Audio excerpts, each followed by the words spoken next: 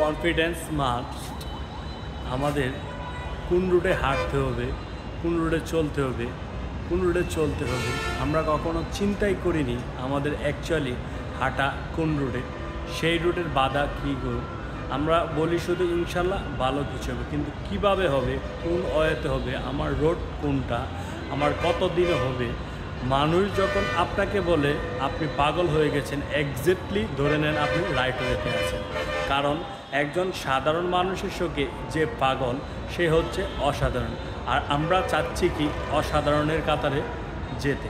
ধরেন আপনি মিরপুর 10 থেকে মিরপুর 1 নম্বরে যাবেন, তাহলে আপনি দেখতে পাচ্ছেন আমার রোডটা এইটা একদম সোজা স্ট্রেট কাট।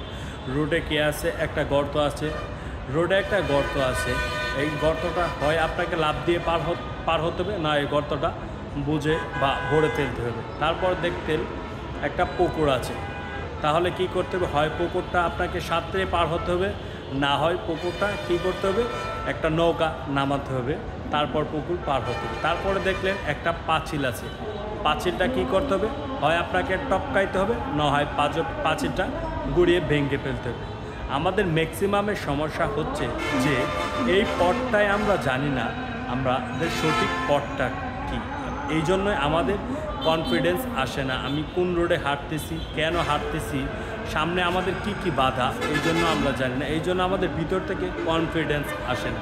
আপনার পছন্দ ট্যালেন্ট, কিন্তু আপনি এই ট্যালেন্টকে কাজে লাগাইতে পারেন না। আপনার কনফিডেন্স নেই, তাহলে আপনার এই ট্যালেন্ট থেকে আপনার কোনো কাজে লাগবে না।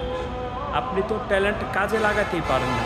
আর এটার অন্যতম কারণ হচ্ছে আমাদের আশেপাশে পরিবেশ বা এনভায়রনমেন্ট। আমাদের আশেপাশে পরিবেশ প্রচণ্ড রকমের দূষিত। আপনি ফিল